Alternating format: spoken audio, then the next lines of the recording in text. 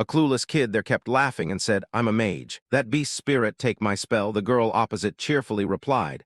"I'm the beast spirit. I'll tear your mage to shreds." Then the boy raised the wooden staff in his hand and took a fighting stance. Then the boy slammed it hard into the girl's forehead. The girl winced in pain. The girl shouted angrily, "Why did you hit me for real?" Yet the boy felt no guilt and even smugly insisted. After all, the beast spirit should be defeated by the mage. So the girl demanded, "Then I want to be a mage too." The selfish boy objected, "No, you can't." The girl still wanted to compete. Like that's even possible. Right then Rabbis came up from behind chuckling. The old man greeted kindly. "Aren't the kids full of energy this morning?"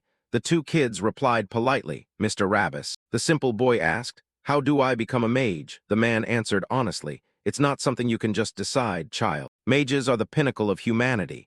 They sit at the very top of our society, nobles and knights wielding mysterious powers inherited from ancestors. So unfortunately, you kids can't become mages." The boy's father, standing behind, seemed helpless. "What are you telling the children, elder?" "Is that for real?" Rabbis asked in bewilderment. "What are you talking about?" He bluntly explained, "I heard a beast spirit showed up." Rabbis confirmed gravely, "It's true," which left him rattled. "What?" Rabbis quickly explained, "Last night Rop said he saw it at the village gate. Its whole body shrouded in pitch-black shadows. They say it's a leopard the size of a house. But don't worry, the village head went to the city to invite a mage back. They're sure they'll get him and the beast spirit will be destroyed." The villagers sighed in relief. Well, that's a relief. Then they warned the village children, "Did you hear, kids? Don't go into the forest for now." Rabbis picked up a branch to remind them, "Be careful too. Without a mage, it's nearly impossible to kill a beast spirit." The boy's father asked anxiously, "Does everyone in the village know?" He replied casually, "Of course." He asked further, "What about that one?" Rabbis wondered, "Who do you mean?" He mentioned the guy on Hisarul Hill. On the hill, some sheep were lying resting. He explained to Rabbis that shepherd Turan. Turan lay on the ground looking up at the sky. He lay among the sheep thinking to himself, bored to death. The scenery always the same, day after day. He closed his eyes and complained in discomfort. At this rate, he'll forget how to talk. Suddenly he heard a scolding, "You useless brat." Rabbis leaned on his staff beside him, reproaching, "The sun hasn't even set yet. So lazy and shirking duty already." He snapped back angrily, "It's already blocking the sun. Move aside and see," which made the old man furious. "You insolent brat." He helplessly asked, "You're still hung up on that old thing?" Turan pretended nothing was wrong and asked back, "What old thing?" The expose came. "After his mother died, you tried to sneak the flock into common property." His accusation made Rabbis embarrassed, and he cleared his throat. He sat up and admitted, "Yes, if that's the matter, then it's true. I'm petty. Not generous enough to share my mother's estate. We're not close enough to be checking up on each other's health. If you've got business, say it quick and be gone." Rabbis snapped angrily, "That guy." Turan's expression darkened, accusingly. "What?" Rabbis pulled himself together to warn, "A beast spirit has appeared." Turan casually echoed, "A beast spirit." Rabbis gently stroked a sheep's head and reported, "Word is it's a leopard the size of a house.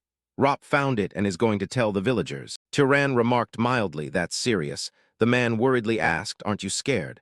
Around here you'd be the most likely target, you know. I don't know what your guts are made of. Anyway, the village head has already gone to hire a mage. Be careful. I came personally because I'm worried about you." Suddenly Turan cut in, "Adults sure aren't honest. Why not just say you're worried about the flock, not me?" Struck in the heart, he shouted angrily, "You insolent brat." Turan smirked and ordered, "Hey, old man, say what you came to say and get lost. Your mouth's so foul it's making my nose go deaf." So Rabbis had no choice but to leave seething with anger. Turan's gaze froze. "Beast spirit. It's the name for beasts that possess mysterious power, magic. If humans have mages, beasts have beast spirits. A mage coming because of a beast spirit to this countryside.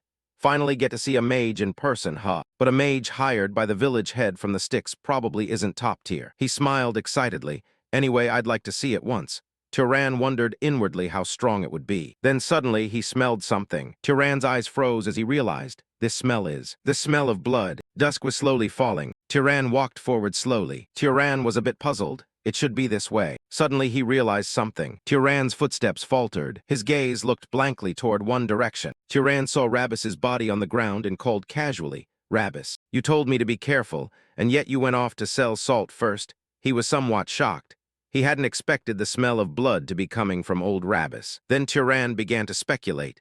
This wound wasn't caused by a normal wild animal. It must be the work of a beast spirit. Suddenly at that moment, Turan looked up in astonishment. He saw a monster nearby. It strode towering toward Tyran. He just stood there nonchalantly. The leopard-like monster stepped out and stared at Tyran. Down in the village, a curious boy asked, "Are beast spirits very strong, Dad? Can adults really not beat them?" He quickly replied, "Very strong, son. If an ordinary man like your father charged in, he'd be reduced to nothing but bones." The boy asked in panic, "Dad can't beat it either. So what will our village do now?" The man soothed gently. "Don't worry, the village head has gone to fetch a mage. The mage will defeat the beast spirit for us." The kid asked anxiously, "The mage won't lose, right?" "The mage will teach the beast spirit a lesson, won't he?" He nodded firmly, of course. They're great figures born with magical power. With just one word, they'd kill a beast spirit on the spot. Tyran glanced at the monster beside him. His lips barely moved. Die. The leopard-like monster was flung far away. However, it didn't die. It just bared its teeth and growled. A strong aura radiated from Tyran. He casually wondered, not enough, huh? While Tyran was still dazed, the leopard charged again. He shouted loudly, ordering it to stop. The leopard retreated to a distance. Tyran smiled slightly to himself. Knew it wouldn't die instantly, but seriously, it can't even stop. The leopard aggressively smashed a nearby boulder to pieces. It ground its teeth in anger and stared at Tyran. He didn't stand still either and bent down slightly. Tyran exhaled, steeling himself if that's the case then. He grabbed a stone in his hand. Tyran pulled out a shepherd's rope and called out, "A shepherd should act like a shepherd after all." At that moment, the leopard lunged straight forward. Tyran commanded the stone to harden. Then he used the rope to whip the stone flying far away. Tyran's eyes reflected the image of that stone. He swung the rope hard, ordering it to speed up. Tyran slightly lifted his foot to gain momentum. A killer intent flashed. He shouted, "Pierce." A powerful beam of energy shot forward. It aimed directly at the leopard monster. The energy beam struck and felled it. Fresh blood splattered everywhere. Tyran's energy beam still tore through the air. Then the leopard slammed to the ground with a thud. It opened its mouth wide and howled in disbelief. Tyran stepped closer. He thought to himself, the target is. Up above, the stone was still hovering in midair. Just as he yelled, "Head!" it fell and smashed down onto the leopard's head. The heavy stone struck and caused a huge explosion. Tyran stood stunned, watching the smoke in front of him. He looked totally nonchalant at the destroyed leopard and thought, "First time using this on a beast spirit." Tyran quietly asked himself, "Should I dump the carcass in some valley?" Then he clicked his tongue in annoyance. Did a good deed and got no credit for it again. Tyran sighed tiredly, all because of those villagers. His eyes reflected the image of the monster. I was actually a mage all along. I had long been aware of this unusual talent. Since 8 years ago, back when Tyran could manipulate objects. On the day I turned 10, he sat on the ground making everything hover in midair. Tyran excitedly called to his mother, "Mom, look, the logs are floating up there." But his mother said nothing, so Tyran called again, "Mom." He kept bragging to her, "I can make fire and even command the wind." The memory of that day remains perfectly vivid in my mind. His mother suddenly shouted angrily, "Stop that this instant." That was the first and only time she ever flew into such a rage with me. Tyran blinked in surprise. "Mom." She gently took the floating log and said softly, "Tyran." She sat down beside him and suggested, "Come sit and talk with your mother for a bit." She asked gently, "You still want to stay by your mother's side for a long time, right?" Tyran sadly nodded, "Yes, ma'am." Hearing that, his mother admonished, "Then promise me this. Swear that from now on you will never use this power again." She warned in distress, "And under no circumstances must you ever reveal this power to anyone." Tyran couldn't understand and asked up, "But why, mother?" She answered calmly, "Do you still remember the stories about nobles and knights?" He replied innocently, "I remember." And Tyran then began explaining to her that those who wield such power are collectively called mages. Whether noble or knight, yet nobles and knights are fundamentally different extremes. Nobles are descendants of the Freyan divine line, gods who once descended to save humanity in ancient times. Knights are actually descendants of those nobles whose blood mixed with mortals. She praised him after hearing this. "That's right, you remembered well." Then his mother began to lecture. "That's why people distinguish nobles from knights, even though both are mages. I'll explain to you why you must not use this power, Tyran." She dropped a bombshell on him. "You inherited this ability from your father, a knight. Behind the village hedgerow lurk many vicious nobles who scorn knights as little more than their slaves." She looked straight into her son's naive face and warned, "So you must carve my words into your heart. Absolutely no one may ever know you are a mage." Tyran's mother gently asked, "Can you promise your mother that?" To this day, 8 long years have passed since then, and I have kept that oath to my mother. That promise will never be broken. I have no intention of exposing my identity as a mage, nor any desire to leave this mountain and descend into the world. Tyran's eyes slowly opened. Suddenly from outside came a banging and shouting. "Tyran, Get your face out here now. He slowly went out to open the door. A mob of grim-faced people glared at Turan. After hearing them speak, Turan yawned tiredly and asked, "So what are you lot getting at?" He asked coolly, "So I'm the one who killed Rabbis." They immediately grabbed his collar and insisted, "Exactly, you shameless bastard." The angry man berated Turan. "You struck old Rabbis down, then dumped his body outside as bait for those monsters, didn't you?" After hearing the accusation, he just stood there silent, saying nothing. After a pause, Turan spoke up. "I see why you all pin this on me." They froze at that. "What?" Turan answered bluntly. "The village's oldest man died alone while you strapping lads were too cowardly to face the monsters.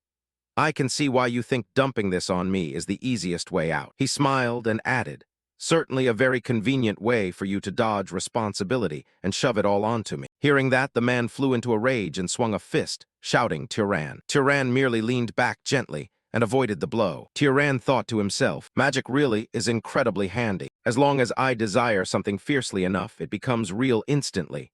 The price is just mana." Turan murmured, "Fall down." The man promptly face-planted. No need to light any fires at all. Just a small nudge like that, to make it look natural, not too obvious, just enough so they don't die. I'll use pressure to subdue them. As he thought, Turan executed a series of practiced punching moves. A bunch of wooden clubs were sent flying into the air. And so, for 8 long years, I successfully hid the fact that I was a mage. After dealing with them, Turan dusted his hands off. He sighed casually and reminded them, "You lot would have been better off using that energy to arrange Rabbis's funeral." Then he turned to the women and asked, "Did you come here to make trouble too?" The girl hurriedly denied it. "No, we came to see you, Turan." He fell silent and suggested, "Take this bunch of idiots down the mountain." Then Turan went inside and took off his shirt. Turan thought to himself, "The lower market will probably turn into chaos again. They'll use this as an excuse to gouge prices whenever I go down to trade. Fine, I can teach them another lesson until they pay a fair price." Thinking that, Turan breathed out, "I've given them a beating they'll remember. They won't dare come back, right?" Suddenly he heard pounding on the door and snapped, "Are these people crazy or what?" The knocking continued relentlessly outside. Turan stormed out and yelled angrily, "Hey, you lot, do you really want to get?" But when he saw the tall man standing there, he paused. Turan asked softly, "Who are you?" The man replied nervously, "My apologies. I thought I might be able to hire some help for my journey, but I seem to have come at a bad time." Turan looked the man up and down. "Traveler's hub." Then he said, "No, it's fine. I'm sorry, sir. It's just that a few uninvited people showed up and caused some trouble." Turan wondered to himself, "My mother taught me etiquette, but is this polite enough? I've never had a proper conversation with anyone in that sleepy town, so it feels awkward. Besides, a group of guests carrying weapons showing up in this dull town is a bit suspicious." Then Turan offered, "If you're looking for a place to rest." He let out a long sigh. Then Turan offered, "Please come inside." A table piled with food was set out. Turan admitted honestly, "Our household isn't well off, so I'm afraid there's no lavish feast for guests." Kiorn ate and replied, "But this already feels like a grand banquet. Anyway, you did surprise me a bit. You've never met strangers from afar before, have you?" Turan calmly confirmed, "That's right. I was born and raised on this very hill, living as a shepherd all my life. It's rare for this tiny town to see travelers." Mid-sip his gaze suddenly froze. Turan also raised his cup and drained it. Suddenly Kiorn exclaimed, "How intriguing," and Turan, bewildered, turned to ask Huh. He bowed his head and replied calmly, "For someone raised here as a shepherd, you're remarkably well-versed in polite manners. Your parents must have taught you strictly, right?" Turan answered honestly, "I learned that from my mother, but she passed away a few years ago after a serious illness." Kiorn cheerfully exclaimed, "She raised a son to be proud of, so I'm sure she's resting with the gods in the heavenly halls." "I want to thank you sincerely once more," Turan replied calmly. "I'm just living by what my mother taught me." Then he asked curiously, "But what brought you out to this backwater?" Kiorn smiled. "I was just entrusted to handle a small matter." Turan, a bit surprised, asked, "A small matter?"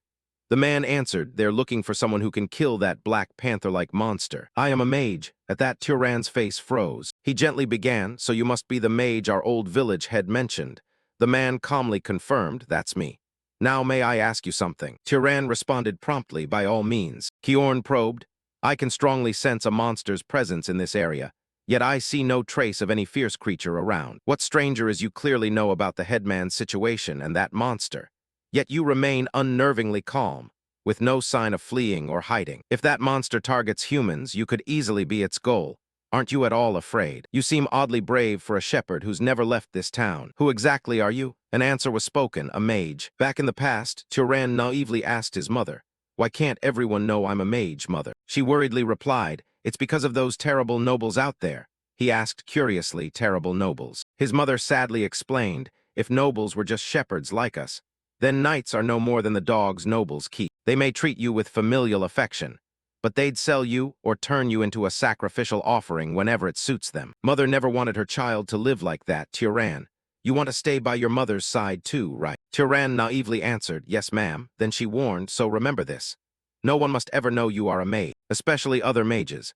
If they sniff you out, they'll tear us apart, make you their hunting dogs, and discard you whenever they please. And to avoid having my identity as a mage exposed, maybe you'll have to take someone's life with your own hands." Turan's gaze turned cold and razor-sharp. He wasn't joking about that. After all, everything has led to this situation. Kjorn tried hard to smooth things over. "Why are you so silent?" He realized Turan was completely serious. Kjorn could only force a smile. "That stern look of yours really kills my joke." Turan's face finally relaxed. He exhaled, "So that was a joke, huh?" He said apologetically, "Forgive me, I'm not very quick with jokes." Kjorn stood and moved closer. "No, it's my fault. I should apologize for making you awkward." Turan smiled and explained, "It was my first time hearing a joke about mages, so I was a bit startled." Kjorn was gracious. "Your reaction was so entertaining I teased a tad too much." He held out his hand. "And by the way, we haven't had a proper greeting yet. Pleased to meet you." Kjorn chuckled and introduced himself. "I'm Kjorn, a lone traveler." Turan accepted the handshake. "How rude of me. I should have introduced myself first." He smiled. "My name is Turan, a simple shepherd." They sat and ate together, chatting warmly.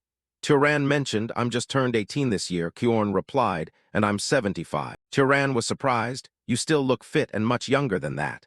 Kjorn explained without hesitation, "Mages age slowly and live longer than ordinary folk." Turan asked curiously, "What made someone like you choose a wanderer's life?" The question made Kjorn nostalgic.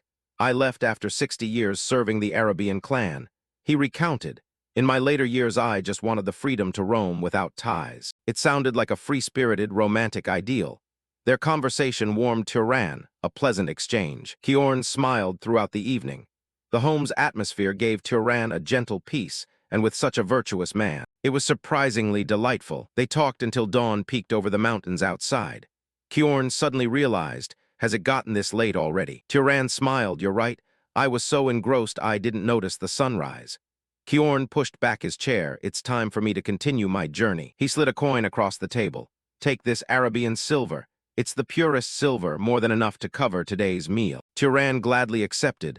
"I'll take your kindness. May your hunt go well." Kjorn teased, "Don't say it like we'll never meet again." As he left, he glanced back fondly. "Who knows? I might come back to pester you for food a few times." The sky brightened over the hill behind the town. The sheep contentedly grazed on the vast grassland. Turan shouted, "Gather up, everyone." The sheep heard the noise and lifted their heads. They gradually moved toward him. Turan rarely felt this relieved. It was his first time meeting another mage, and more importantly, when was the last time he'd had such a relaxed, pleasant conversation? He cheerfully stroked a lamb's head. The man's easy charm and natural sense of humor always shone through his words. He was warmer than any adult I've met. That very dusk, Kjorn showed up again at Turan's door with a wolf slung over his shoulder. "I'm back," he announced. Turan marveled. "He's truly a respectable fellow." My whole outlook changed. I used to think knights were soulless machines, puppets of arrogant nobles. Turan trudged back into town with a new worry. Well, how am I supposed to report this to the village head now? On a forest trail, Kjorn was striding along, declaring that the land of Hisaril was now free of monsters. He quietly surveyed the surroundings. It was true. The fallen, splintered trunks reminded Kjorn of something. Signs of a battle remained, but there was no trace of the monster. He halted before a massive tree whose trunk was cracked by an embedded stone. Could the monster really have been slain? Kjorn stared at it, pondering who could have had the skill to hunt it.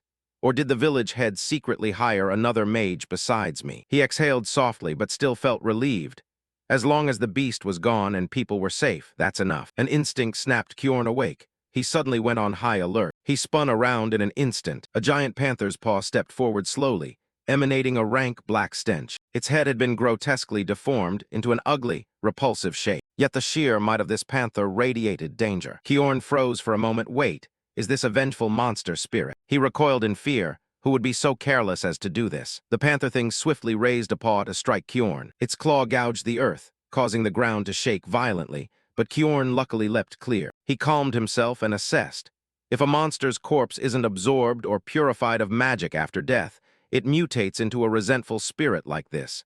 Any monster-hunting mage would never make that basic mistake. The panther continued its frenzied assault aimed at Kjorn. He was baffled. Clearly the one who killed this beast must have been a mage. So why leave it to become a spirit? Kjorn wondered, did he really not know the consequences of leaving that residual magic? No, even a rookie should know this. Otherwise he never would have faced it in the first place. Kjorn gathered a golden orb of mana in his hand. Or does the killer have some other scheme? Whatever it is, I must destroy it now. His magic condensed into a sustained beam of light. Kjorn directed it to strike the panther spirit, but the technique seemed to do no harm whatsoever. Kjorn was astonished at the panther's power. My magic has no effect. That means this creature's mana far exceeds my control. He suddenly panicked as only a pool of black water remained before him. Where did it go? Kjorn guessed with difficulty. Is it using magic to counter magic? Where is it hiding? From the shadow behind him, a boiling stream of water surged forth. The panther spirit reappeared behind Kjorn with a ferocious roar. It slashed in a line that Kjorn couldn't dodge in time. His arm was grievously wounded, blood gushing. This was no foe an ordinary knight could handle. At least a low-ranking noble would be needed to stand a chance. Kjorn was knocked backward, seeming to grow exhausted, his breathing heavy. Who would have thought a remote mountain village would harbor such a high-level spirit? Life truly has its surprises. Kjorn gradually yielded to the panther spirit's terrible power.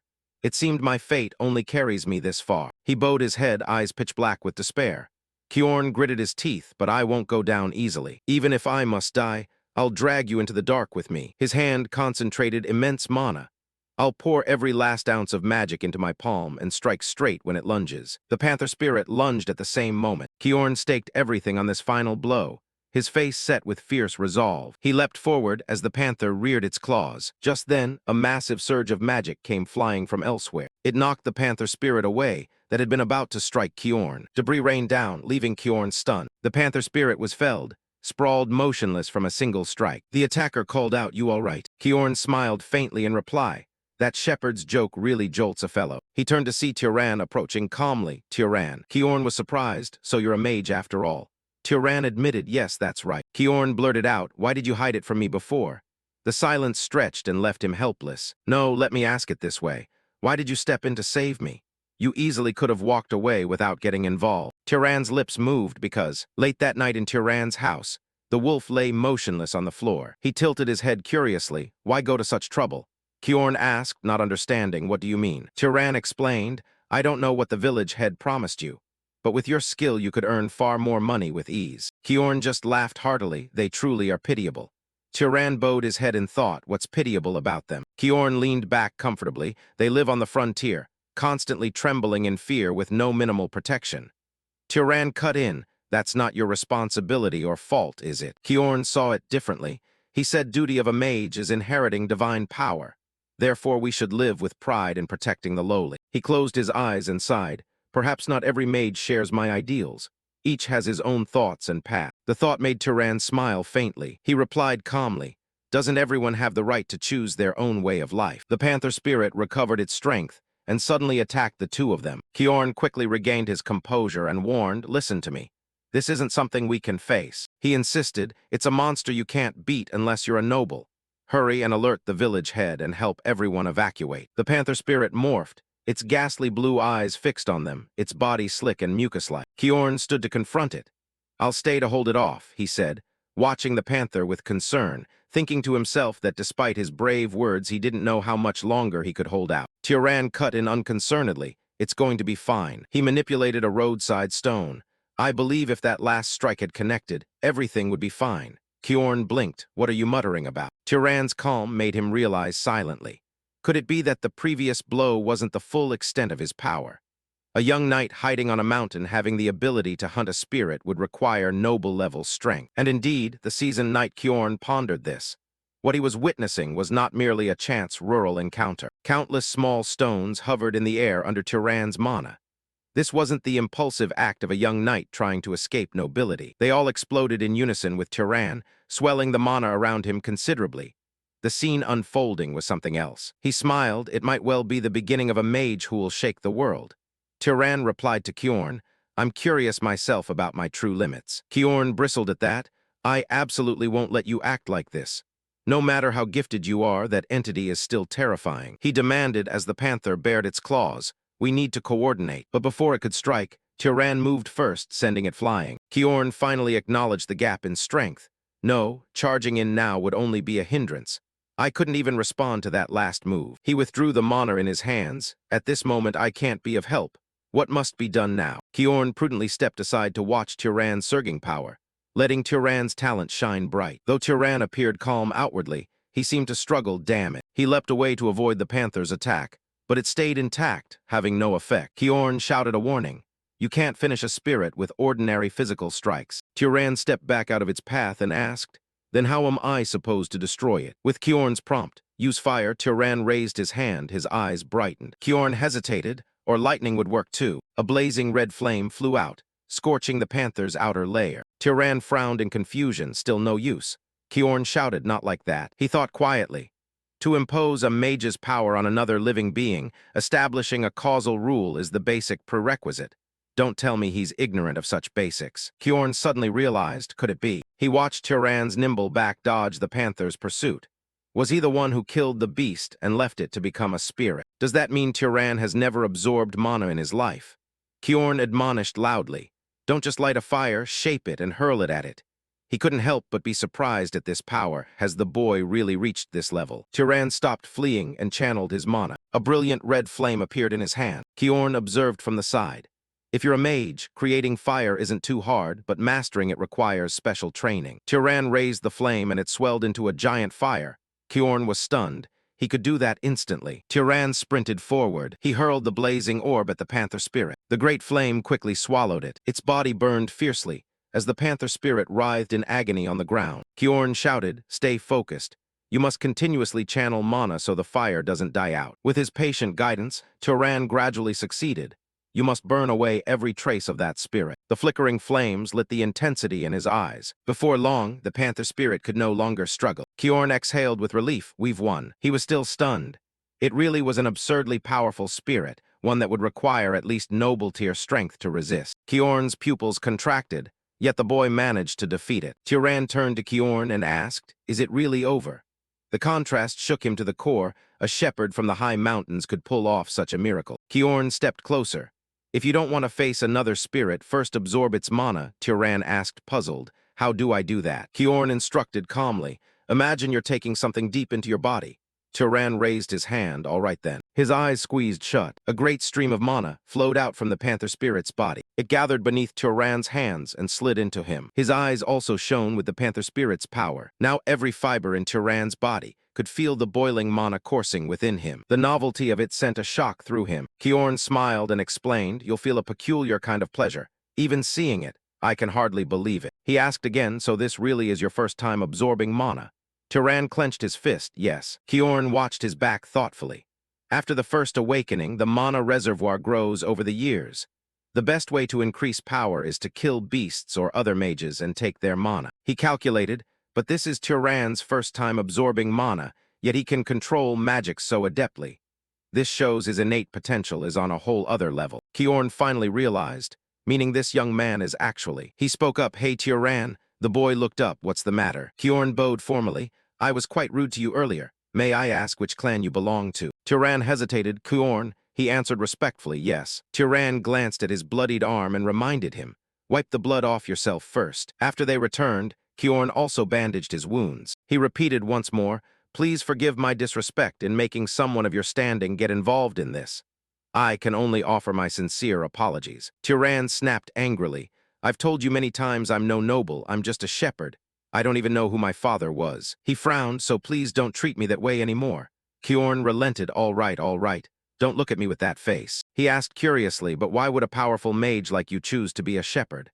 I mean no offense, but the job doesn't seem to suit you at all. Tyran recalled, it was my mother's wish. She told me to live like this until she died. Kjorn murmured, your mother's wish, was it? Tyran recalled his mother's warning. Down at the foot of the mountain, it's all sly nobles. If your identity as a mage gets exposed, they'll just use you and toss you away without a second thought. Kjorn lamented. She truly was a wise woman. Tioran was astonished. I'm a bit surprised. I thought you'd call it parental overprotectiveness, Kjorn replied. Your mother wasn't entirely wrong. He bowed his head, looking somber. Mages hold great power, and great power always brings conflict. Just over 20 years ago, a brutal war between the great houses erupted. Kjorn's memories were filled with grief. It was the war between House Arabian, which I once served faithfully, and the great House Zahar. Who knows how many lives were lost in that war? He recounted of roughly 3,000 Arabian knights at the time. Over 900 perished, nearly a third fell. Tioran listened intently to Kjorn's story, bitterly. All those close to me were among that doomed third. He recalled sadly. Denver, my brother, who always dreamed of opening a laundromat after the smoke cleared. Master Hartman, who sternly taught me because I had so many shortcomings to learn from. And even my wife and beloved son, all were slaughtered by House Zahar. I alone survived. Kjorn fell silent. That is why, in a way, your mother was right. A knight's life can vanish pointlessly and be more fragile than a commoner's. He warned, however, she misjudged one thing, your natural talent. Tioran asked curiously, my talent. Kjorn scratched his head, embarrassed to admit it in such a grim situation. But I was a rather capable knight, yet you could effortlessly vanquish that bizarre spirit. Something even I couldn't subdue. He assessed, your potential isn't limited to a normal knight. At minimum, you've already touched noble rank. Kjorn glanced at Tioran. And among them, you surely belong to the upper tier in terms of aptitude. Tioran spoke up. My mother said my father was a knight. Could that have been a lie? Kjorn explained, in rare cases, a less talented child can be born into a noble family. Or conversely, a child with noble aptitude can be born into a knightly household. Seeing it that way, I think it's best you leave this hill and go explore the wide world. Tioran was surprised. Why is that? Kjorn answered earnestly. Because humanity desperately needs more talented nobles and knights. We haven't fully dominated this world yet. He pondered and told tales. Since the dawn of time, other races shunned by the gods have always lurked for a chance to rise again. Kjorn's tone turned a touch angry. And in that context, the nobles foolishly throw themselves into petty power struggles. The door creaked open. That's why this age yearns to find strong, kind-hearted nobles like you. Before leaving, Kjorn asked, above all, don't you feel unsatisfied with this dull shepherd life of yours? The question made Tioran fall silent for a moment, his back briefly revealing a loneliness. What can I achieve down at that mountain foot? Kjorn had no perfect answer. It depends entirely on what you want. He smiled kindly. Wealth, fame, status, family, or true friendships. Whatever it is, it's extremely hard to find here, isn't it? Kjorn turned and reminded him. Imagine you could roam as a righteous hero like me, slaying monsters that threaten the people. He left with a final suggestion. Either become an adventurer who sets foot in lands no one has seen, or be taken in by a noble house and walk the path of power struggles. Tioran chased Kjorn to the door. Listening to his reasoning, I think you're right. He stood opposite Kjorn. Surely that would be far more interesting than grazing sheep here all year. Tioran gave a rueful laugh. For the first time in my life, I'm genuinely curious about the outside world. Kjorn's encouragement seemed to have an effect. Still, I'm worried I'm planting baseless hopes in you. I'll support whichever path you choose. He suddenly remembered. Right, what exactly is your bloodline ability? I should have asked that from the start. Tioran looked blank. Bloodline ability. Kjorn bowed his head.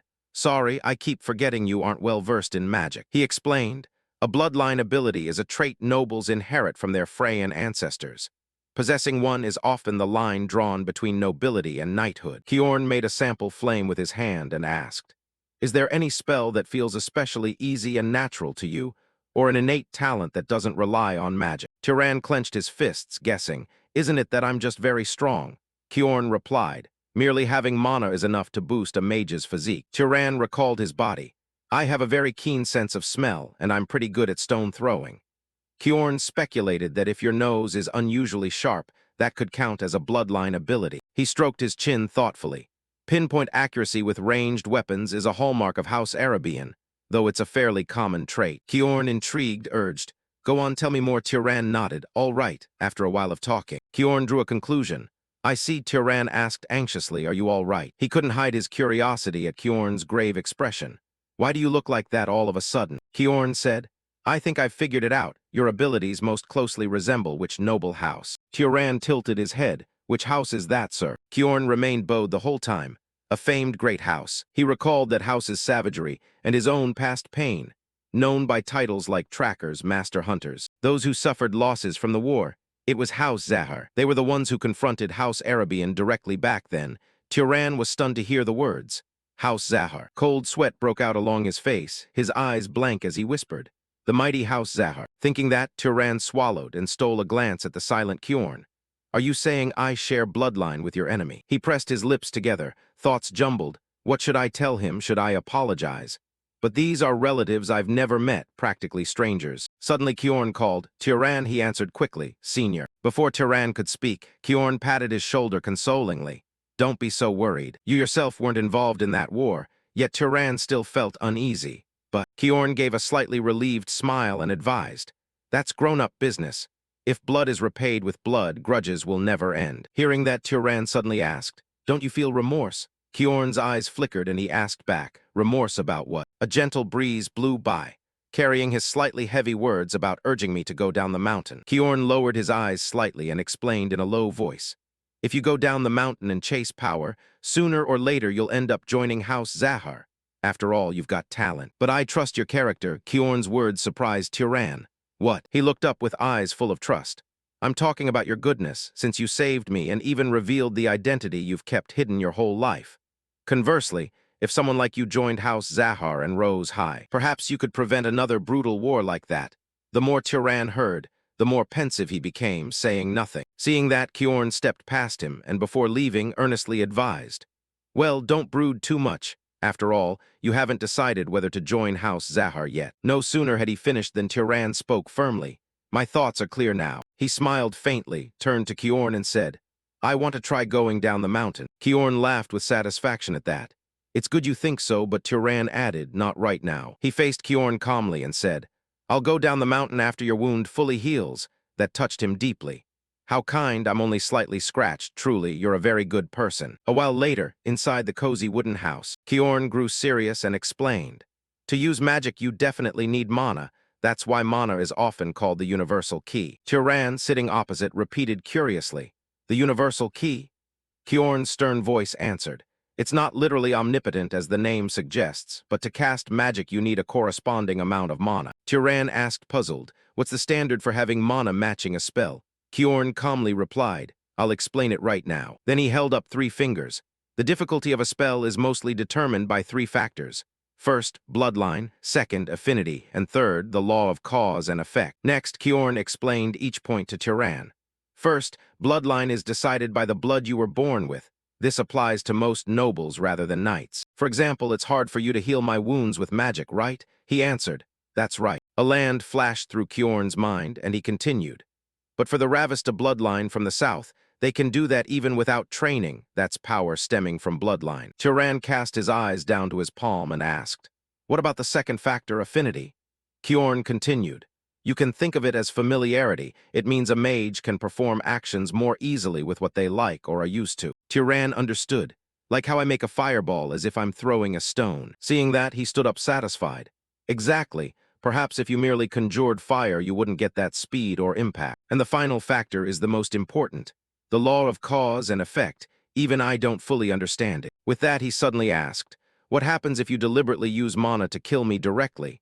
Turan, puzzled but honest, answered, Maybe a few sparks would flash from my head and that's it. As he spoke, he reached out and cast magic on the cup on the table. It's precisely the phenomenon caused by lacking the law of cause and effect that makes a spell fail. As currents of electricity danced, bubbles like boiling water formed inside the previously empty cup. When there's no suitable cause for a desired result, and when the goal is overly difficult, that's when this law takes effect. After watching and listening, Turan seemed to absorb it. I think I now understand the law of cause and effect, at least somewhat. Then he calmly sent a small flame toward the boiling cup. If I wanted to kill you, instead of burning mana hopping for death, I'd need to create a cause that leads to death, like producing and launching a fireball, right? Creating fire and throwing it looks more natural than simply setting someone on fire directly. Kjorn's eyes lit up like he'd found a treasure.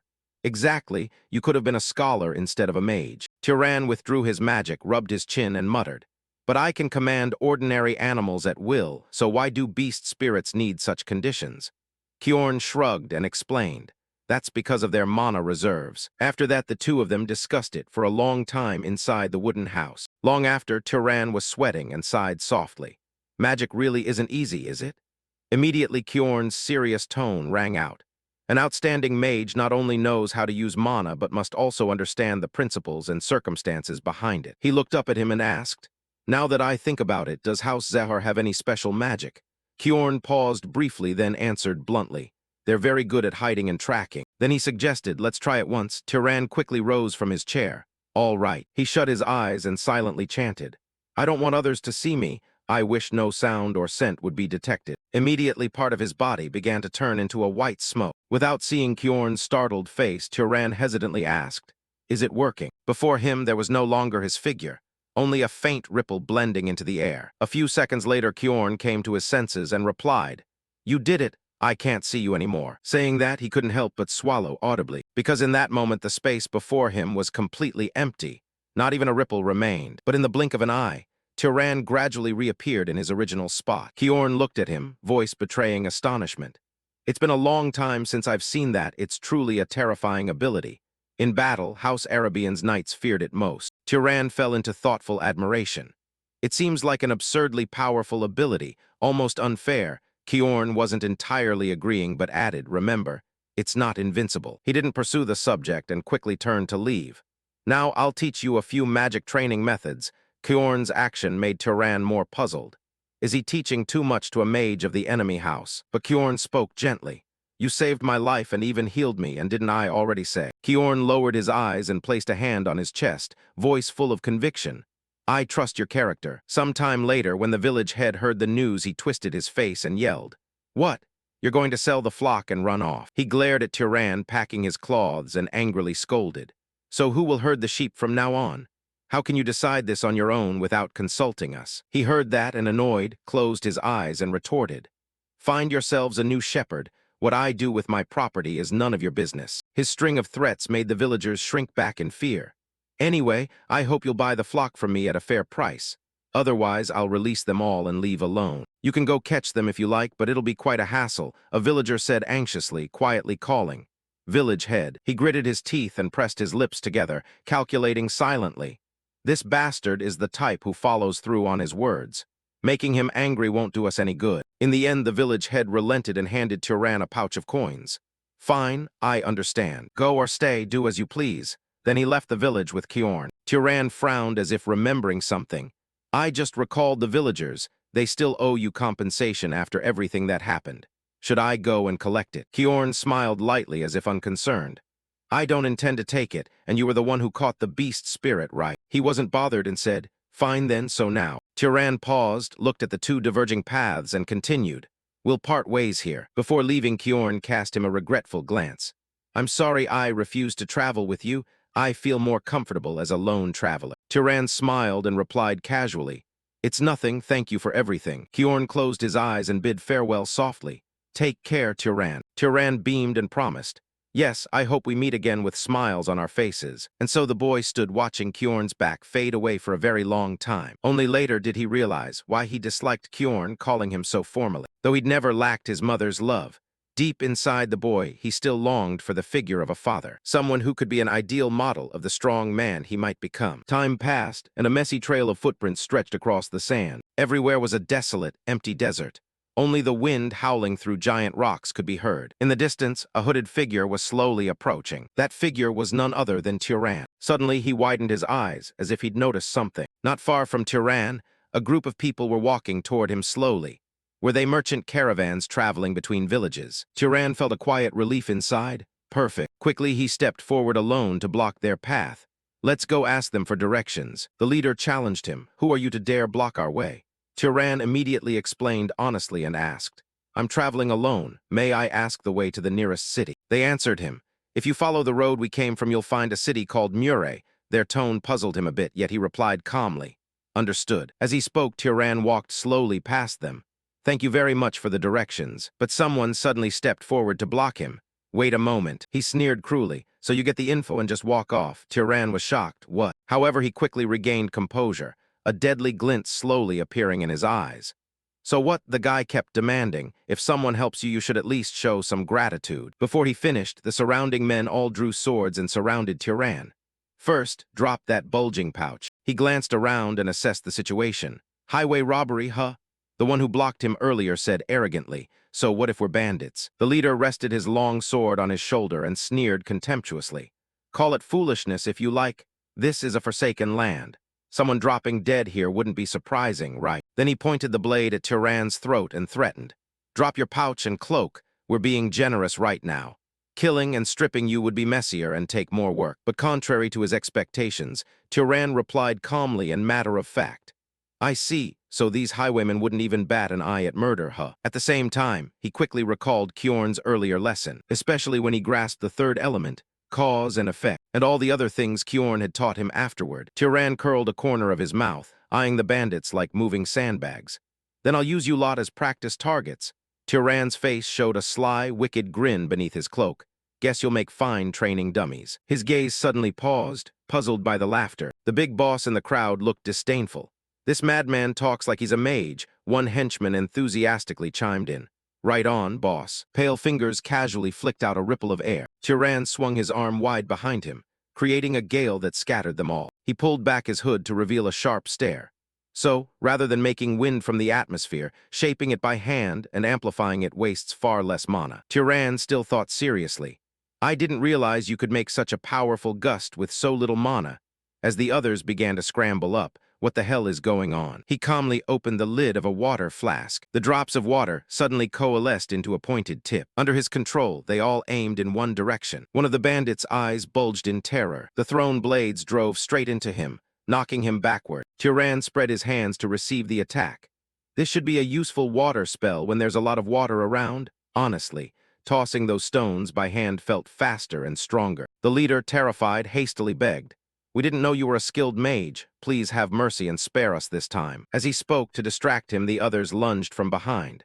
"We'll give you whatever you want, so please be merciful and spare our lives." One of Turan's feet lifted decisively to a measured height. As he stomped down, a surge of sand rose from behind and swept at all the bandits. The leader watched, his face paling. "No way." Turan looked down with a terrifying expression. "Are they all dead already?" His voice rose slowly. "Let me ask you something," the cringing man over there answered politely. "Yes, great mage, I'll answer anything you ask." Turan stared at him and asked bluntly, "Why did you dare attack me without any plan? If I were just a lone traveler, I could very well have been a mage like this." The leader's voice faltered. "Because you bowed to us." At that the whites of his eyes bulged. "What?" He kept his head bowed, sweating. "Even when we spoke rudely, you still bowed and greeted us politely, so we assumed you were just a weak, ordinary man." Turan's face went icy and expressionless. "Thanks a lot. That taught me a very useful lesson." Hearing that, the bandit leader brightened with hope. "So you'll really keep your word and spare me, right?" What he didn't expect was a droplet of water beginning to change right above his head. Cut to Kjorn speaking calmly. "Turan, from now on you'll meet all sorts of people out there, and there's one thing I want to drill into you properly." Turan hugged his prepared pack and listened intently. "Never show mercy to scum like highwaymen. They'll hurt others without hesitation to line their pockets." The sharp sword lay quietly on the table. "The reason I warn you so sternly is because," at that moment he answered very seriously, "I think I understand why." Now Turan stood before the motionless corpse of the bandit leader. A life spared out of weak pity could well come back to harm 10 innocent people nearby. He stood there coolly muttering, "I've lingered here long enough." Turan tread carefully along the sand following wheel ruts, along the path that caravan-turned bandits had tried to drag their wagon, heavy wheel marks slicing clearly across the dunes. He walked on alone, leaving a thought carved deep into his mind. His lips pressed tight as he kept walking without looking back. "I've killed someone." The terrified face of the bandit leader flashed before him. He felt guilt, but he couldn't just let them go. Kjorn's warning rang vivid in his head. He recalled the moment the bandits tried to ambush from behind. Those who'd ruthlessly rob and murder for gain would surely strike other civilians again. Whenever they pleased, suddenly his feet stopped at an edge, like the wheel tracks fatting in the desert as grass sprouted and covered Turan's turbulent heart. He calmed as Kjorn's teachings returned to him. He paused, stared up at the blue sky, then stepped into a whole new world. His gaze roamed, and he breathed in wonder. He saw a bustling, splendid place. So this is it, the small city of Murray. On the road, a mother walked holding her daughter's hand. With his pack on his back, Turan stepped in curiously. It was the first time he'd seen so many strangers gathered like this. A towering, sturdy building rose up here, its architectural lines sharply different from the small village back home. Turan walked through the town, observing silently. Now it really felt like he'd reached a proper city. He stopped at a fruit stall. "Excuse me a bit," the vendor replied cheerfully. "Oh, hello." The seller asked what he needed. "What would you like to buy?" Tyran politely raised a hand. Actually, I'm not here to buy anything." Kjorn's advice popped into his head again. When you reach a city and need a place to rest, look for a nearby inn. Villages or cities usually have one. The vendor waved him off, irritated. "If you're not buying fruit, then get out of my sight." Tyran fell silent, baffled by the vendor's rudeness. Why would he act like that all of a sudden? Is there some unwritten city rule that you must buy fruit before you're allowed to ask questions? Thinking that, Tyran pointed at a red fruit. "How much for this?" The seller answered curtly, 2 ducats. Tyran calmly counted a few coins in his hand. 2 ducats, huh? The vendor remained brusque. "You look like an outsider, so you probably don't know what that is. You can pay with other coins if you like." Tyran moved to place a coin in the seller's hand and asked, "Where can I find that in?" The vendor easily gave directions.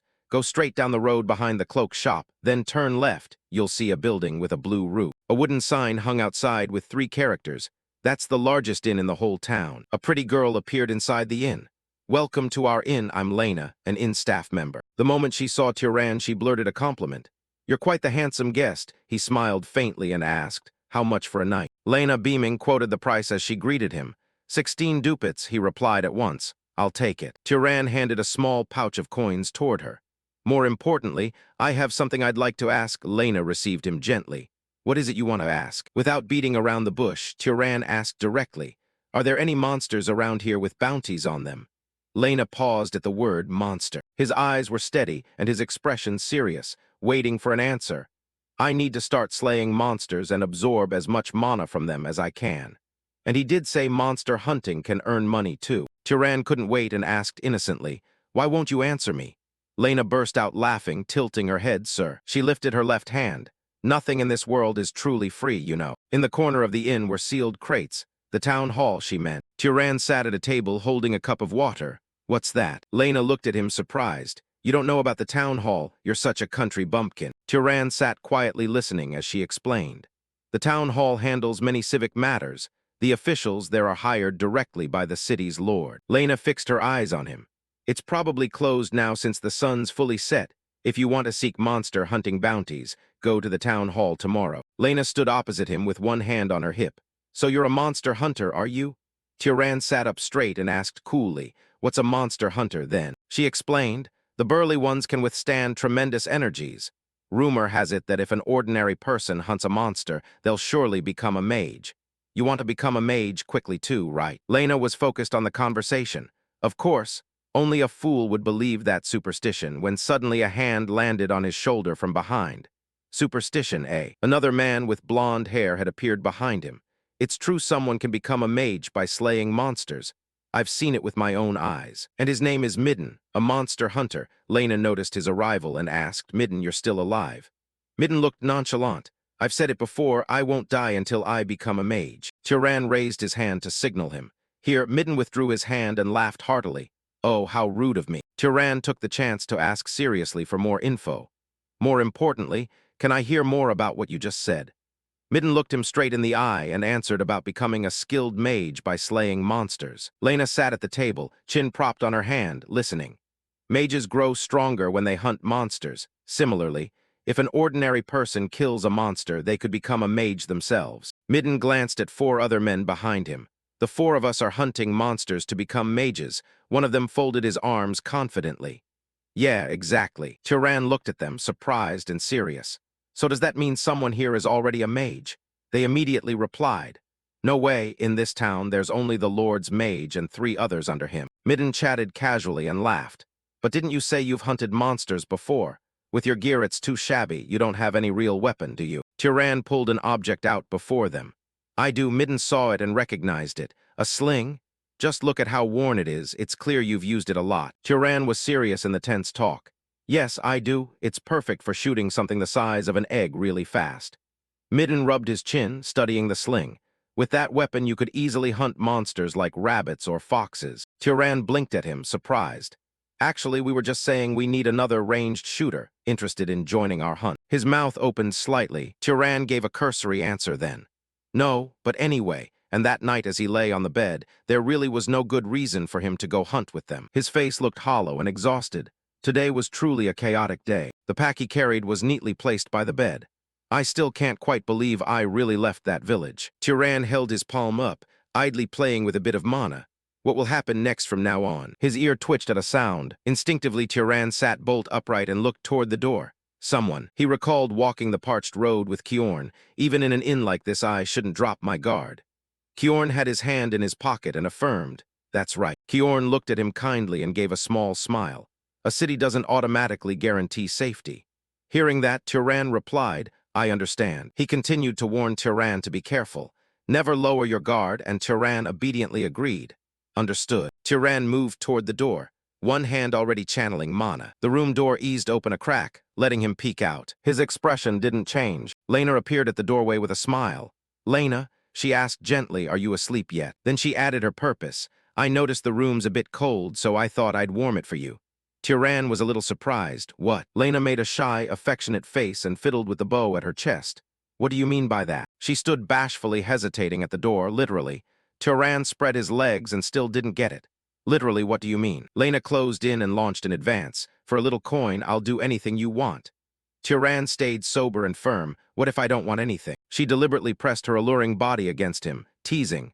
"Don't lie, I can tell just by your face." Unexpectedly, Turan squeezed his eyes shut, looking as serene as the face of a Buddha. Lena was stunned into speechlessness, her eyes wide. Kjorn's stern, furious face flashed into his mind. "No." Turan stood frozen, puzzled by that look. "Always be careful with maids and prostitutes. Most of them carry venereal diseases." He listened solemnly to the warning. "We're generally hardy, but if you slip and sleep with another woman, you could infect her. Don't let lust make you do something you'll regret." Lena stormed off red-faced down the stairs, huffing. The city's not so easy after all, from the fruit stall drama to Lena herself. Turan turned onto his side on the bed. "You even have to pay for gossip and small favors here. The city really is kind of cold." His gaze shifted toward a direction where a voice came from. "Hey, I have a question." One of Midden's followers asked, "Why did you want to bring that kid along earlier? He seems pretty useless." Turan gave a faint smile but looked sad. "Well, yeah, his attitude's rude, he looks like bait for a predator." But his eyes suddenly widened when Midden spoke. "Looking at him reminds me of my youth. Seeing him hunt with that weapon really worries me." Midden walked on, laughing kindly. "With me around, maybe he'll live a bit longer, Monster Hunter Midden." The lackeys just shrugged and accepted it. "Come on then, we're too kind anyway." That made Turan crack a satisfied smile. "Well then." Turan put his hands behind his head and stared at the ceiling. "The city isn't as cold as I thought, huh?" The next morning, sunlight streamed down on the town hall. A man at the reception desk flipped through a stack of papers. "Hello, what can I do for you?" Turan approached politely and asked, "Are you the clerk here?" The receptionist shot back, "Do I look like anything else?" Without beating around the bush, he said, "I'm here to hunt monster beasts." The receptionist tilted his head, surprised. Monster beasts. Kjorn's gentle words echoed in his mind again. "Life won't be nice to you." At that moment he had asked, "Why is that?" Kjorn had been sitting on a rock, stroking the sheep's fleece. "Because there's no reason for it to be nice to you. If you want good treatment from others, it's simple. Raise the idea that you're a mage, and ordinary folks will bow before you." The receptionist handed Turan a sheet of paper. As soon as he took it, he was told, "Don't take it outside, look and return it here." Turan looked at the ugly drawing of a black crow on the paper. A crow monster. The man snapped, "Did you think it's a cat?" The receptionist kept flipping through documents. "It's unlikely, but if you kill a monster, bring it into the city. If a mage doesn't reclaim its mana, it'll turn into a revenant." He kept warning him, "Be careful, leaving a slain monster behind is heavily punished by city law, even death." Turan read closely and listened. Got it. The grotesque, malformed monsters replayed in his head. "I know what happens if a monster turns into a revenant. I can't repeat that mistake." Turan purposely asked, "So the knights don't hunt monsters?" The man didn't even look at you, just kept writing. "Do you think they have nothing better to do?" He pushed the info sheet about the crow across the table. "The knights keep city security." Turan double-checked. "So I have to hunt monsters outside the walls." After getting the answer, Turan turned to leave. "That's a job for rough types like you." The clerk only realized when he looked up from his chewing. "Gone already. There's another body coming in outside the walls soon." One eye was white and rotten, the pupil nowhere to be seen amid the glossy black feathers. A black crow was dying, a deep wound straight through its chest. Everyone at the town hall went pale at the sight. "No way, this is it." The receptionist and two others stared at the Broughton crow. You caught it and brought it back this fast. Tiran stood quietly beside them as the man asked, You caught it alone? He showed no special expression and replied flatly, yes. Tiran cut to the chase. Where's the reward? A chubby fellow dashed to the desk. You better give it. They handed him a pouch of coins. Here you go, must have been hard work, go rest. He took it and said, Thanks, sir. After he left, the three of them huddled around the crow, amazed. Wow, the wings, the skin still intact. Bringing a crow back like this, is that even possible? The receptionist's gaze flicked, as if something had caught his attention. He could still see Tiran there. Oh, you're not gone yet. Tiran nonchalantly asked if there were any other worthwhile monsters to hunt. The man broke into a sweat. What? Standing in the sunlight, unscathed and relaxed, could he really keep hunting more? A feast of dishes was laid out. This is the most expensive item on our menu. Lena breathed out as she set the plates down. I can't believe you hunted 30 monsters in 3 days. Tiran thought that was normal. It's nothing. Tiran calmly enjoyed the food. You're making a lot of money, huh? Tiran opened his eyes and said seriously, It's not just about the money. While fighting those small monsters, he'd been draining their mana. The target was really the monster's mana. Thanks to that, he'd certainly grown a lot stronger. Tiran stared at his palm. Mana multiplied several times since meeting Kjorn. His pupils didn't flinch as he stared, but he felt he'd reached a limit. Relying only on mana from weak monsters might not make him any stronger. Tiran suddenly spoke up. Hey, Lena flinched and answered at once. Yes. He casually asked, Didn't someone steal this and eat it? Lena, standing beside him, was sure. You ate it all yourself. She tilted her head in surprise and complimented him. You look skinny, but you eat like a horse. The inn cook wiped his brow. It's been ages since someone ate a meal like this. Glad you liked it. Tiran rose from his chair, nodding praise. It was really good. The cook cheerfully promised, Next time I'll cook even better. Suddenly a hand shot out and grabbed his hat and cloak. Another arrogant guy appeared from behind. Enjoying your meal all alone, are you? At first Tiran stayed silent and didn't bother to look back. Skinny guy finally making some coin these days, huh? Before the man's words finished, he took a straight slap to the face. Share a little with the crew, will ya? He staggered, stumbling backward. One of the gang outside swore, That bastard. Tiran tilted his head faintly. Wanted to share a bit, did I? The arrogant guy flew into a rage and threw a wild punch. Watch your mouth. Tiran stood his ground and used his elbow to block the blow. As that man fell, another rushed in from behind swinging a chair. He casually knocked the chair away with his bare hands. The guy's eyes rolled up and saw Tiran's hand poised to flick his forehead. The moment the strike landed, it sent the man flipping onto his back. Lena outside ground her teeth. Don't. She shut her eyes and nose in anger and shouted, Don't fight in my tavern. Midden appeared and bowed politely. Sincere apologies, truly sorry. Tiran stood motionless at his bow. I've punished you both already. Don't let this happen again. Still bowed, he explained.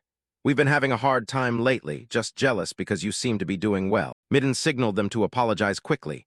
The two men, scared, bowed and said sorry. Tiran asked him seriously, You having a rough time? Midden glanced away evasively. Money's a bit tight. He began to explain while keeping his hands idle. About 3 days until we can't pay the room. It's our problem, though. Tiran casually handed a pouch of coins right in front of him. Take this. Midden looked up in surprise. What is it? Tiran said matter-of-factly, This is a thank you for inviting me along the other day. Midden was actually the surprised one. How did you know? Tiran cut in seriously. It's not free. Tiran wanted something in return and produced it. Share some info with me. Midden grinned and pointed at his chest confidently. Info's my specialty. I'll tell you everything I know. The whole city returned to its former peace. Tiran stood alone on a high spot. This is probably my last hunt in this city. He surveyed the surroundings and thought. Midden gave me info on the next town. It's almost time to move on. In that, the two sat facing each other for a long talk. More useful info than he'd expected. And no matter how he looked at it, Midden was genuinely a good guy. In his memory, Midden was a radiant man. Not as steady as Kjorn, but purer and kinder. But suddenly, his gaze went stunned at something. His sharp nose pricked up, sniffing an odd scent on the breeze. This smell is. Tiran sprang suddenly deeper into the forest. Hopping his hunch was wrong. His pale hand pressed against a tree trunk. Tiran stopped in a quiet patch of woods. Before him lay a body murdered and collapsed beneath a tree. This person must be. The blood-soaked man he recognized immediately. Wasn't he one of Midden's companions? The corner of his mouth curled into a smile when he saw the man. The man's eyes had gone ashen. Next to his motionless hand lay a few small coins. Tiran sat closer and grew curious. What on earth happened here, Midden? He could only fall silent when he glanced, and saw another person sprawled under a nearby tree. The one over there looked near death but kept whispering.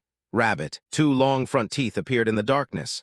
Rabbit. Tyran looked over and saw a rabbit monster gnawing at a corpse. It had white fur and a mouth sticky with fresh blood. Tyran watched it carefully and slowly stood up. Its eyes were bloodshot as it leaped and bit off a chunk of the tree trunk. Tyran ground his teeth, surprised at the speed quick. The rabbit monster's ears prickly and sharp. Almost got me. Tyran pulled out a sling and spun it around. He widened his eyes and focused with all his might. He snapped the sling in a sharp arc aimed at the rabbit monster. A few small stones flew at astonishing speed toward the rabbit's flank. It was so quick and agile it dodged them all. Seeing its movement made Tyran seriously wary.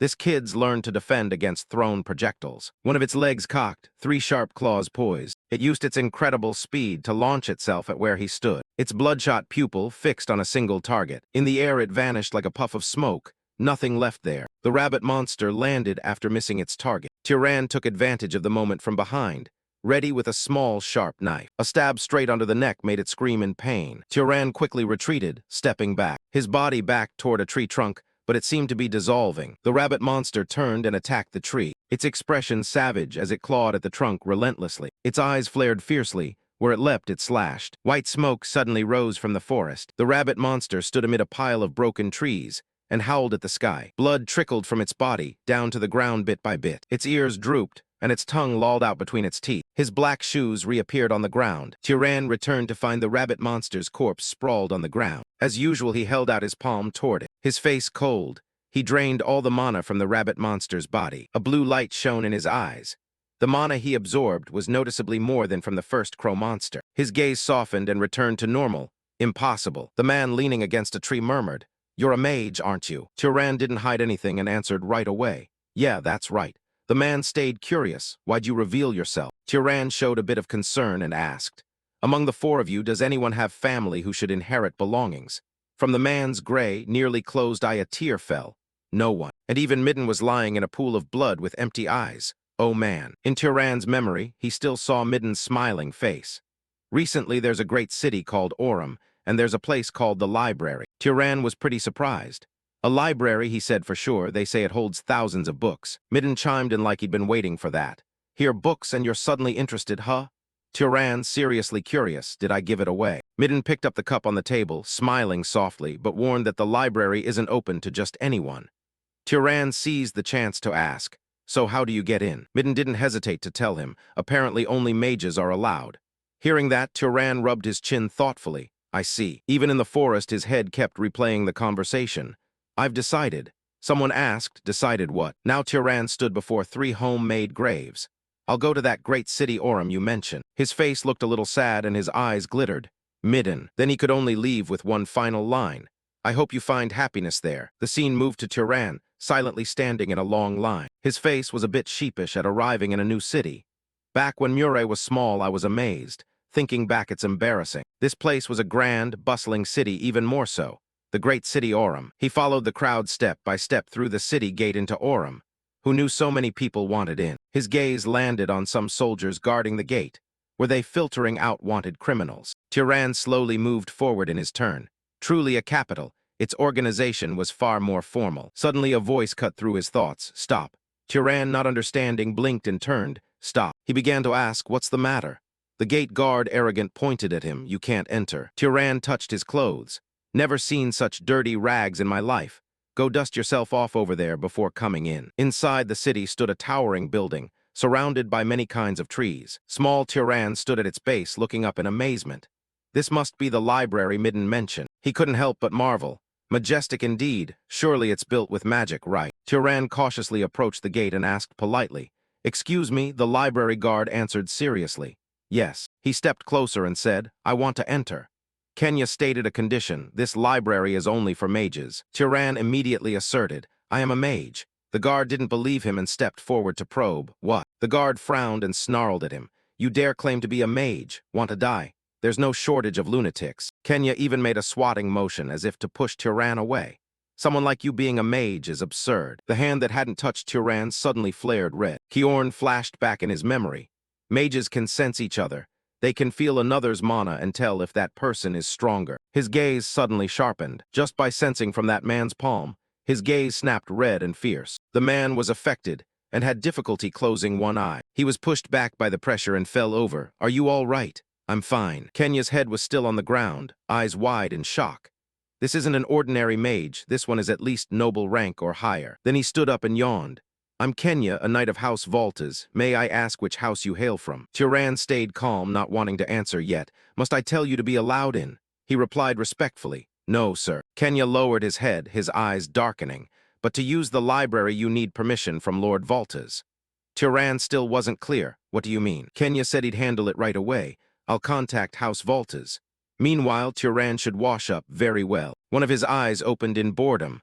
I thought it'd be simpler. A maid with blonde hair appeared there. His long arms were being carefully wiped. Turan sat in the bath while the maids cleaned him. How did it come to this? He suddenly turned and ordered them. Stop. They all jumped and replied, yes, sir. Turan wanted privacy, so he deliberately asked them to leave. Am I not allowed to bathe alone? The maids answered timidly. If we don't serve properly, we'll be punished. In this vast city hall, he had no choice but to accept. Suit yourselves. They obeyed and said, thanks, sir. A maid with cool brown hair murmured something admiring.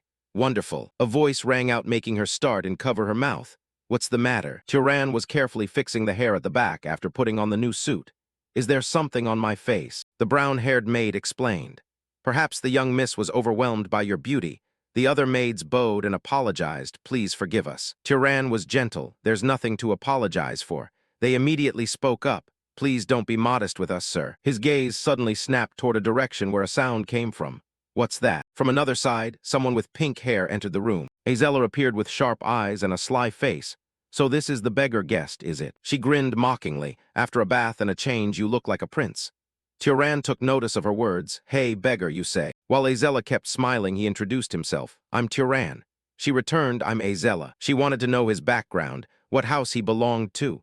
Turan tactfully refused. I have reasons I cannot disclose. Azella rubbed her chin. Is that so? What a pity. A mysterious smile spread across her face. So you want to hide your identity? Let's prod you a bit. True to her word, she released a burst of mana around her body. Her face looked excited as she aimed it at Turan. Show me. He was still brooding when the mana startled him. So, how's your mana then?